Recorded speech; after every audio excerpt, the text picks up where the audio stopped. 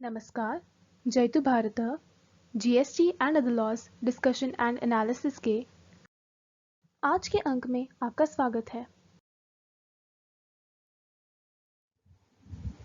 कोविड-19 महामारी के दौरान अपील, सूट, एप्लीकेशन इत्यादि फाइल करने से संबंधित जो पीरियड ऑफ लिमिटेशन है उसके बारे में ऑनरेबल सुप्रीम कोर्ट ने कई डायरेक्टिव्स इश्यू किए हैं।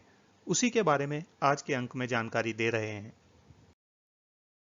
सबसे पहला ऑर्डर ऑनरेबल सुप्रीम कोर्ट ने 23 मार्च 2020 अर्थात गत वर्ष को इश्यू किया था, जिसमें कोविड-19 महामारी के कारण से पिटीशन, एप्लीकेशन, सूट्स, अपील्स और अन्य प्रोसीडिंग्स लिमिटेशन पीरियड के अंदर फाइल करने से संबंधित जो भी दिक्कत, कठिनाइयां आने की संभावना थी, उसका सुओ मोटो कॉग्निजेंस लिया, स्वतः संज्ञान लिया और यह डायरेक्शंस जारी किए।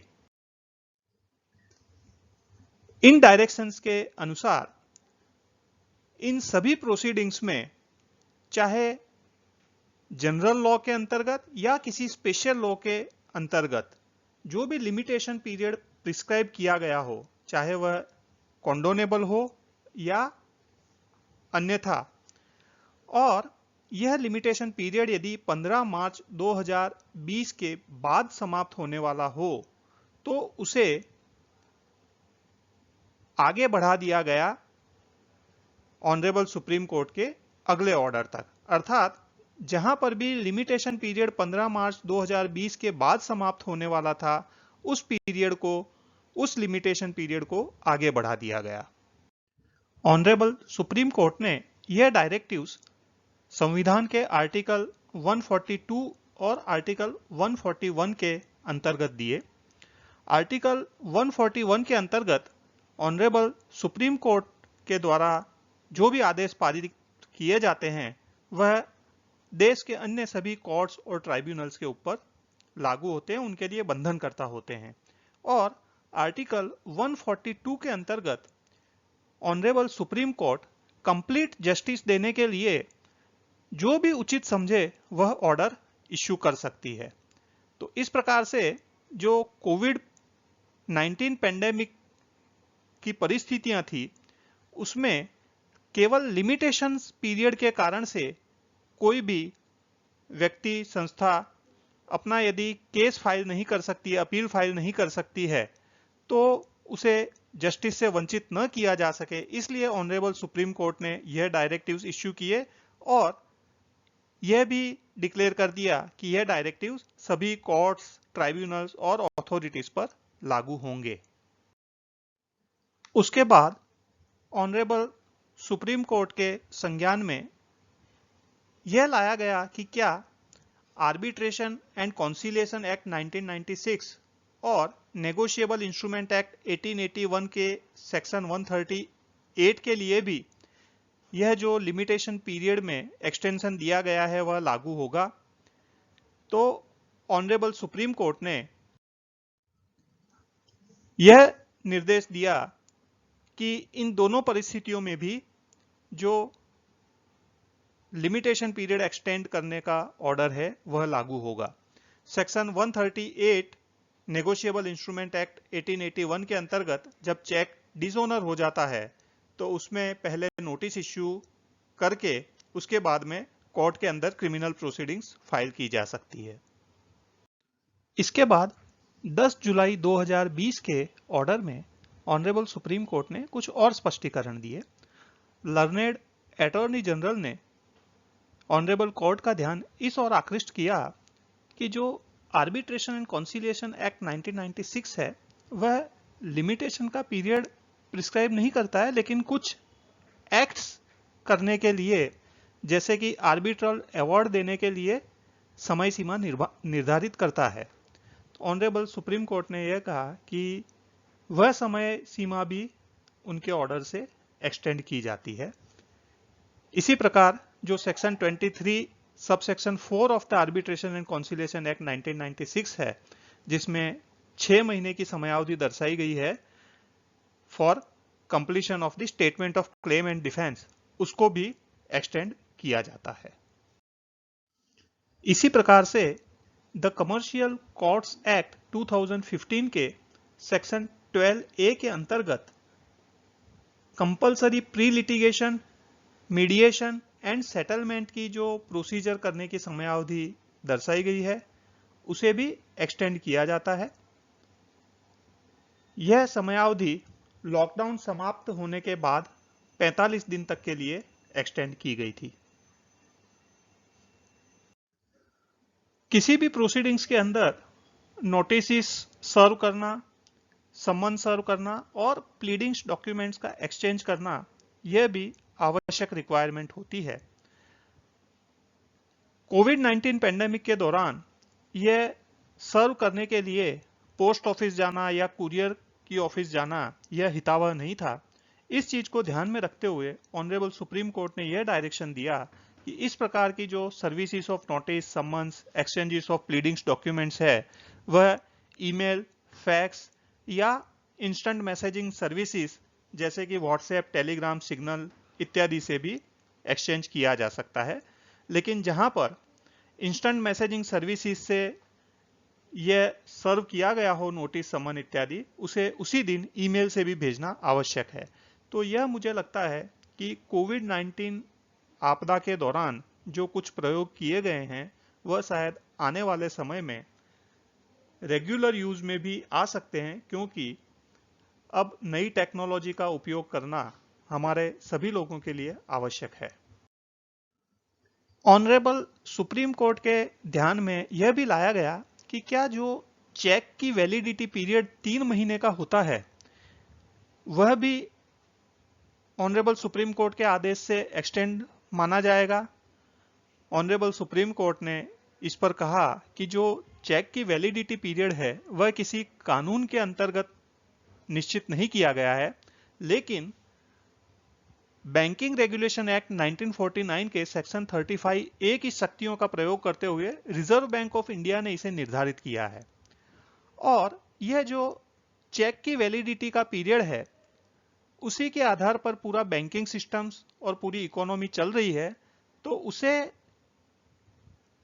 बदलाव करना सुप्रीम कोर्ट ने हितावह नहीं समझा और इसके लिए उन्होंने यह कहा कि यदि रिजर्व बैंक चाहे तो इस पीरियड में कुछ संशोधन, कुछ बदलाव कर सकती है। लेकिन जैसा कि हम जानते हैं रिजर्व बैंक ने इस पीरियड में, ये चेक की वैलिडिटी पीरियड में कोई भी बदलाव नहीं किया था।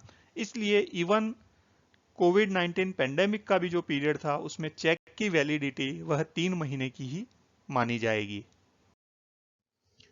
अब 8 मार्च 2021 को ऑनरेबल सुप्रीम कोर्ट ने इस सुओ मोटो प्रोसीडिंग्स के अंदर फाइनल ऑर्डर इश्यू कर दिया है।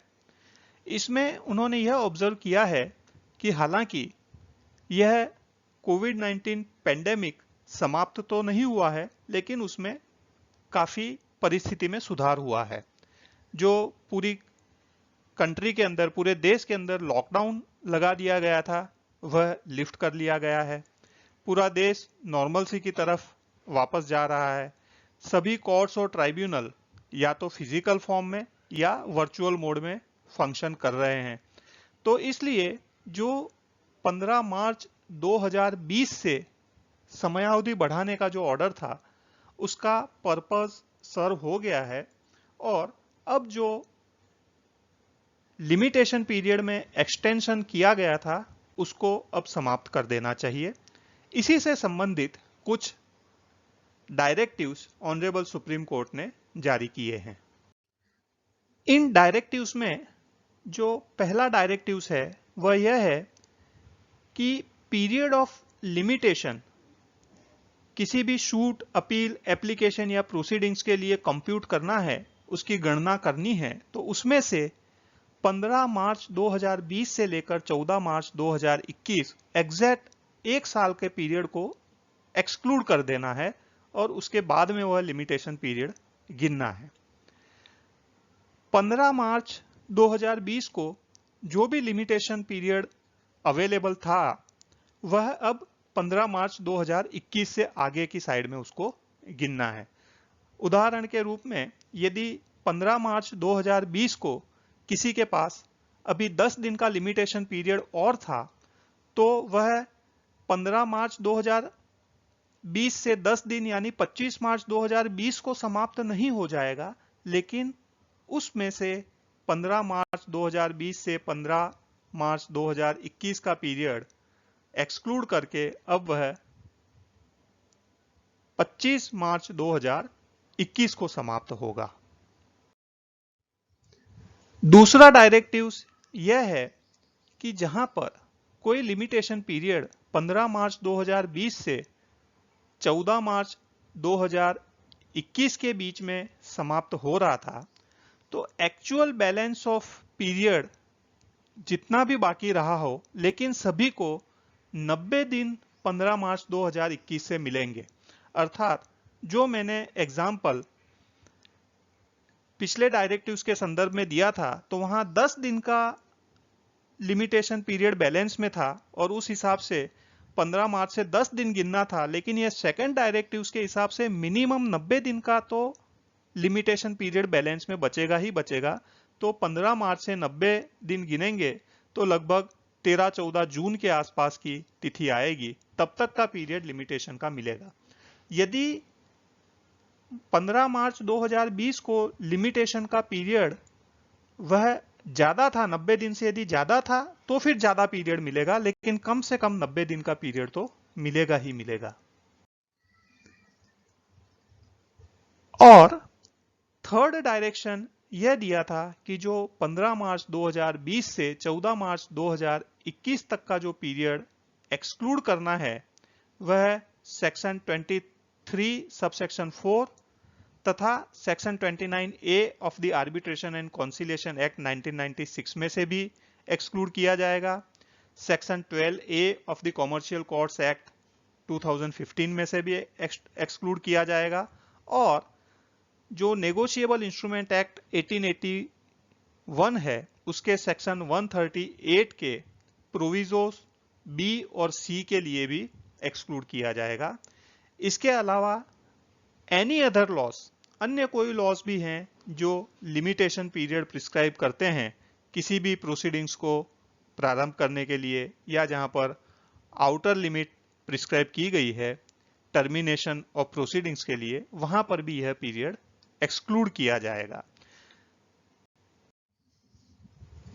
अब ऑनरेबल सुप्रीम कोर्ट इससे आगे कोई भी पीरियड एक्सटेंड नहीं करने वाली है, क्योंकि ऑनरेबल सुप्रीम कोर्ट ने सरकार को भी यह निर्देश दिया है कि जहां पर भी कंटेनमेंट जोन्स है, वहां पर की जो गाइडलाइंस है उसमें जो लोगों की मूवमेंट है उसके लिए मेडिकल इमरजेंसीज, आवश्यक वस्तुओं और सेवाएं आपूर्ति करवाने के लिए मूवमेंट आवश्यक हो, और जहां पर टाइम बाउंड एप्लीकेशंस और लीगल उद्देश्य के लिए भी कोई प्रोसीडिंग्स करनी हो, उसके लिए भी आवाजाही में छूटछाट देने की गाइडलाइंस में अमेंडमेंट किया जाए।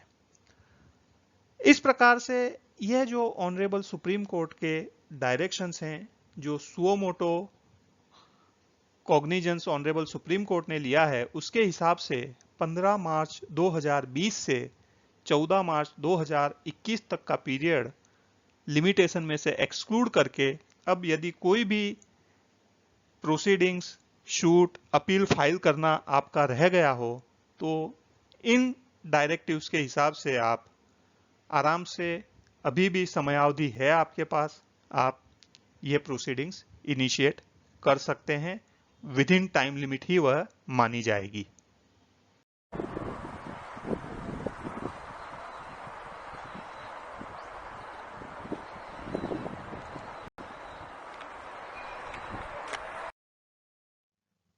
आज के अंक में बस इतना ही। धन्यवाद।